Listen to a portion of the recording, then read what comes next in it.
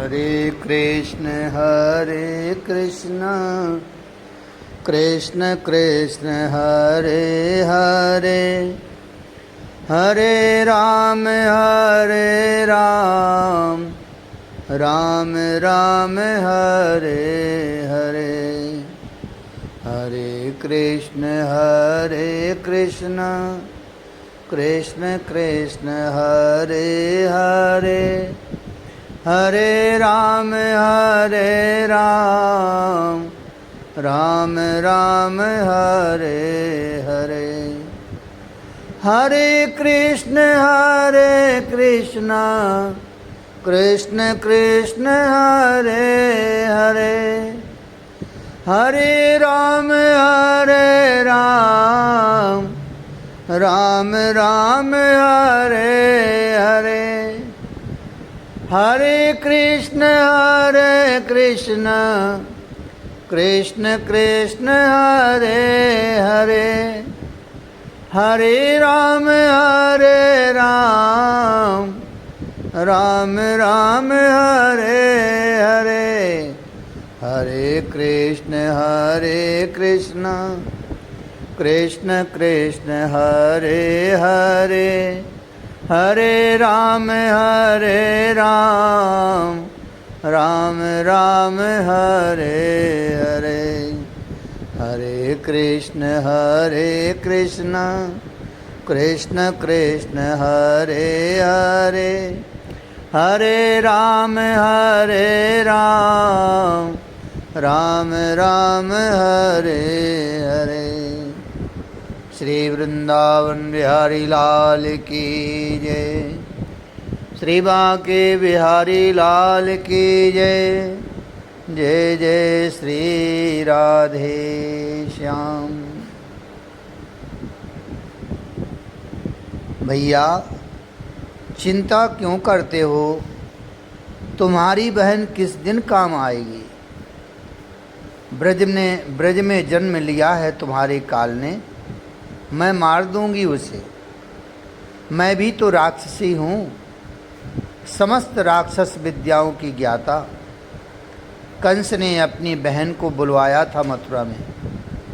ये सगी बहन नहीं है, पर इसमें जो राक्षसी शक्तियाँ थीं उससे प्रभावित होकर ही कंस ने इसे अपनी बहन बना लिया था। एक तीर से कई निशाने साधे थे कंस ने। पूतना को मथुरा में क्या लाया कंस, इसके साथ इसके अन्य राक्षस भाई भी आ गए थे। बकासुर, अघासुर, तृणावर्त, ये सब पूतना के भाई थे और सबके सब आसुरी शक्तियों से संपन्न थे। इसलिए तो पूतना को कंस अपनी बहन बनाकर मथुरा में ले आया था। तुम मेरे काल को मारोगी कैसे? कंस ने पूतना की ओर देखकर पूछा। भैया मैं अपने स्तनों में कालकूट विष लगाकर जाऊंगी और ब्रज के गांवों में जहाँ जहाँ बालकों ने अभी जन्म लिया है उन सब बालकों को दूध पिलाऊंगी और बालक मर जाएगा। अट्टहास करने लगी पूतना। भैया इस बहन के होते भी तुम्हें चिंता क्यों? तो कैसे जाओगी? किसी यान से या आकाश में उड़ते हुए? कंस ने पूछा। भैया बड़े भोले हो तुम। मैं कह चुकी हूँ ना, मैं राक्षसी हूँ और राक्षसी विद्याओं में पारंगत हूँ। मैं जल में चल सकती हूँ, अग्नि में खेल सकती हूँ, नभचारिणी हूँ मैं। पर कंस रुक गया बोलते हुए। पर पूतना तुम इतनी भयानक हो कि तुम्हें अपने घर में कोई प्रवेश करने ही नहीं देगा, और प्रवेश मिल भी जाए तो उसके शिशु को तुम दूध पिलाओ, ये कौन माँ चाहेगी? तुम तो महाभयानक हो। पूतना हंसी। उसकी हंसी भी सामान्य को भयभीत करने वाली थी। कुछ ही क्षण में पूतना वहाँ से चली गई। ये सब एकाएक हुआ था। निरपराध शिशु बहुत मारे गए होंगे ना उद्धव। पूतना ने ब्रज के बहुत शिशु मारे। ओह, इन सद्यो जाता शिशु का अपराध क्या था? बेचारे वे शिशु विदुर जी ने उद्धव से कहा। उद्धव विदुर जी के मुखमंडल की ओर चकित भाव से देखने लगे थे। तात, ये प्रश्न आपका है। विदुर जी बोले, नहीं, ये प्रश्न मेरा नहीं है, पर सामान्य जन तो यही सोचेगा ना। तात, यह प्रश्न उन्हीं के मन में उठेगा जो जन्म को तो श्रेष्ठ, उत्तम और आवश्यक मानते हैं, पर मृत्यु को निम्न, निकृष्ट और अनावश्यक समझते हैं। तात, क्या जन्म और मृत्यु एक लीला मात्र नहीं है उस लीलाधारी की? फिर इस बात को इतनी गंभीरता से क्या लेना?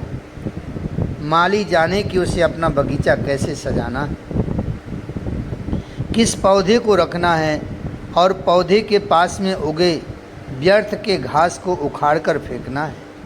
ये माली पर छोड़ दो। ये संसार हमने नहीं बनाया, ये कन्हैया ने बनाया है। वही इस संसार रूपी वन का माली है। वन माली जाने। उद्धव ने कहा, तुम कौन हो? कंस ने उस सुंदरी को देख चौंक कर पूछा था। एक हाथ लंबे घूंघट से उसका मुख ऐसा दिख रहा था जैसे चंद्रमा। उसकी वेणी कमर तक लटक रही थी। वेणी में फूल लगे थे। मालती, जूही, माधवी, मल्लिका आदि के फूलों की मालाएं गूंथी थी। रेशमी वस्त्र झीना था जिसमें से उसका यौवन छन छन कर गिर रहा था। कमर इतनी पतली थी कि वह लताओं की तरह हिलती दिखाई देती। नितंब स्थूल थे। वह उसके सौंदर्य को और निखार रहे थे। तुम कौन हो? कंस पहचान नहीं पाया। मैं पूतना। भैया, आप भी धोखा खा गए तो मुझे कौन पहचानेगा? पूतना तू इतनी सुंदर बन गई, अब तुझे कौन रोक सकता है? अच्छे घर की लग रही है। तू जिस घर में जाएगी वो अपने आप को धन्य मानेगा। तेरा सौंदर्य ही ऐसा है। कंस की बातें सुनकर पूतना बहुत प्रसन्न हुई थी। वो उड़ चली। कंस देखता रहा। कंस को विश्वास हो गया था कि अब उसका काल बचेगा नहीं। जहाँ भी छुपा होगा ये पूतना उसे खोज निकालेगी। पूतना इधर उधर जाने की सोच रही थी कि गोकुल की धूम उसे दिखाई दी। नाचते गाते लोग दिखाई दिए। बधाई हो के शब्द गूंज रहे थे नभ में। ये कोई विशेष बालक है, क्यों ना ऐसे ही देखा जाए। ऐसा विचार कर पूतना गोकुल में ही उतर गई और चारों ओर देखने लगी थी। बधाई हो। नाचती गाती गोपियाँ लौट रही थी नंदालय से। पूतना देख रही है, धन्य हो गया ये गोकुल। आज 6 दिन हो गए हैं यशोदा के लाला हुए, पर उत्सव अभी भी चल ही रहा है। कितनी उदार हैं हमारी ब्रजरानी। अरे लाला कितना सुंदर है। दूसरी गोपी तुरंत कह रही थी। पूतना इन सब की बातें सुन रही है। पता है, ब्रजरानी ने मुझे मोतियों का हार दिया है। देख, दे तो मुझे भी रही थी पर मैंने नहीं लिया। दूसरी गोपी ने कहा। क्यों? फिर बधाई में तेने क्या मांगा? पहली गोपी ने पूछा। मैंने तो कह दिया मुझे ये सब नहीं, मुझे तो अपने लाला का मुख दिखा दो। पहले तो मना किया ब्रजरानी ने, पर बाद में मुझे लेकर गईं पालने के पास। आहा सखी, क्या सुंदरता! माखन में मानो नीला रंग मिला हो, ऐसा देह है ब्रजरानी के लाला का। चंचल नयन। उसने मुझे देखा, अपने नन्हे पांव पटके। मैं तो मंत्र मुग्ध हो गई, सब कुछ भूल गई थी। सच अद्भुत बालक जाया है ब्रजरानी ने। पूतना सुन रही है गोपियों की बातें। सुनिए। पूतना ने गोपियों को रोका। हाँ, गोपियाँ रुकीं। ये नंदालय कहाँ है? पूतना ने पूछा। क्यों, नई आई हो क्या? गोकुल की नहीं हो? गोपियों ने प्रश्नों की झड़ी लगा दी। कहाँ की हो? बड़ी सुंदर हो। यशोदा की बहन लगती हो। ओह, उसके लाला हुआ है इसलिए आई हो। कुछ लाई हो खिलौने? अच्छा दिखाओगी क्या लाई हो? प्रश्न इतने कर दिए कि पूतना तो घबरा गई। तुम भी ना। एक गोपी बूढ़ी बड़ी थी, उसने पहले तो गोपियों को टोक कर चुप कराया, फिर आगे बढ़कर कहा, पूतना से बोली, जाओ, सीधे जाओ, दूध दही की कीच मची है, हल्ला हो रहा है, लोग लुगाई सब नाच रहे हैं, जाओ, बस वही है नंदालय। पूतना गई। भीड़ थी, लोग नाच रहे थे, वहाँ धूम मची थी उत्सव की। आज छठी उत्सव मनाया जा रहा था। ब्रजरानी का लाला आज 6 दिन का जो हो गया था।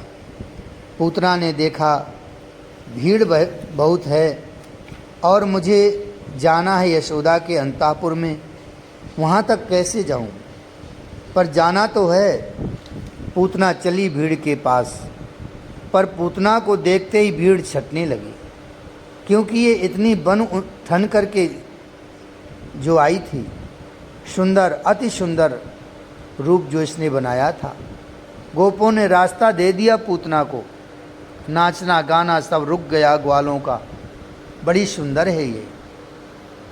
एक ने दूसरे के कान में कहा, ब्रजरानी के पीहर की लग रही है, देखो तो। ग्वाले सब देख रहे हैं पूतना को, पर पूतना सीधे गई। यशोदा जी, रोहिणी, ये दोनों ही बैठी थी पालने के पास में। पूतना को जैसे ही यशोदा जी ने देखा, उठ गईं। कौन हो? उठते हुए पूछा। रोहिणी भी उठी। मैं मथुरा से आई हूँ, पंडितानी हूँ। पूतना इतना बोलकर चुप हो गई। क्यों आई हो? ब्रजरानी ने पूछा। क्यों आई हो? क्या तुम्हारे लाला नहीं हुआ? मैंने सुना कि तुमने एक लाला को जन्म दिया है और वो बहुत सुंदर है। हाँ, लाला हुआ है, यशोदा जी ने कहा। तो दिखाओगी नहीं? ब्राह्मणी हूँ, क्या मेरा आशीष नहीं लोगी? वैसे मेरा आशीष फलता बहुत है। पूतना आंखें मटका रही थी। हाँ हाँ, क्यों नहीं?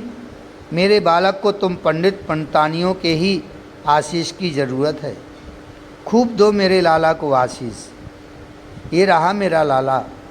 ये कहते हुए पालने की ओर ब्रजरानी ने पूतना को दिखाया। मैं तुम्हारे लिए दूध मंगाती हूँ। रोहिणी, पंडितानी के लिए दूध ला दो। जी जी, अभी लाई। रोहिणी गई दूध लेने। ओह, यह है तुम्हारा लाला। पालने में देखा पूतना ने कन्हैया को। कन्हैया ने टेढ़ी नज़र से पूतना को देखा, फिर तुरंत अपने नेत्रों को बंद कर लिया। मैं दूध नहीं पीऊँगी। क्या छाछ ले सकती हो? हाँ, पूतना ने यशोदा जी को कहा। हाँ हाँ, मैं लेकर आती हूँ छाछ। यशोदा जी इस बार स्वयं गई पूतना के लिए छाछ लेने, पर से छाछ पीना कहाँ था।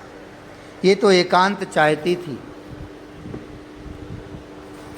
ताकि अपना स्तन कन्हैया के मुख में दे सके। उद्धव बोले। पर उद्धव, कन्हैया ने नेत्र बंद क्यों किए? पूतना को देखकर नेत्रों को बंद करने का कारण क्या था? चपलता।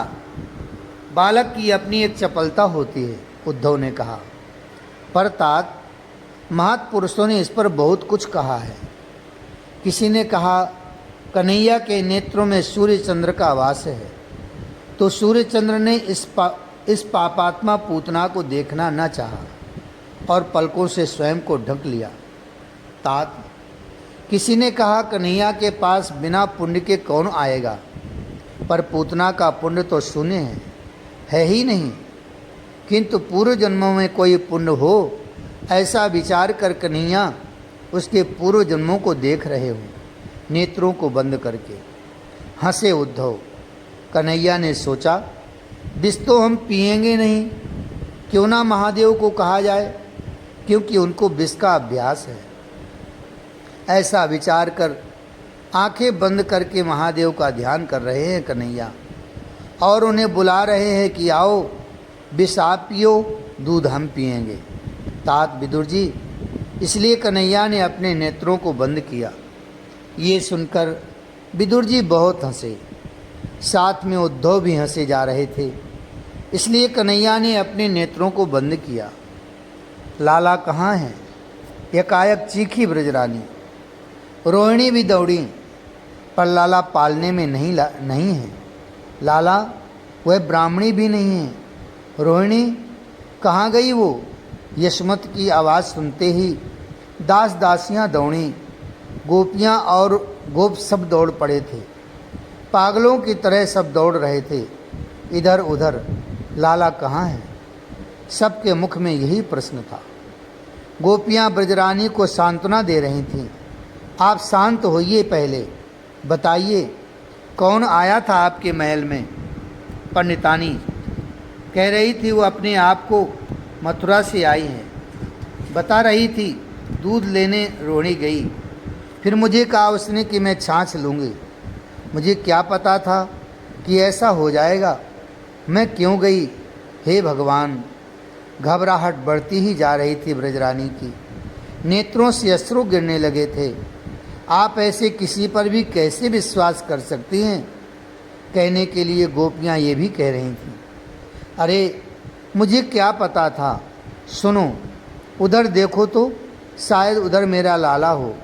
सब दासियाँ यशमती जिधर कह रही थीं उधर देखने लगी थीं। उद्धव, हुआ क्या था? पूतना ने क्या किया कन्हैया के साथ? वो कहाँ ले गई कन्हैया को? क्या मथुरा ले गई? विदुर जी ने उद्धव से प्रश्न किया। नहीं तात विदुर जी, मथुरा कहाँ से ले जाती वो तो अच्छे से चंगुल में फंस चुकी थी कन्हैया के। और मैंने आपको कहा ही है, जिसे ये पकड़ लेता है छोड़ता कहाँ है। तात विदुर जी, ब्रजरानी के जाने के बाद पूतना पालने के पास आई थी। उसने ध्यान से देखा, आलस से भरे हुए थे कन्हैया, क्योंकि दूध अभी पिलाकर ही गई थी यशोदा मैया, इसलिए आलस आ रहा था उन्हें। पूतना ने इधर उधर देखा और झट से उठा लिया था कन्हैया को। अस्फुटित दो कमल कली के समान उनके गोल गोल से रसीले ओठ बंद थे। वो कुछ देर तो उन अधरों को देखती रही, पर फिर उसने सोचा समय को इस तरह बिताना उचित नहीं है। कोई आ गया तो, यशोदा ही आ गई तो।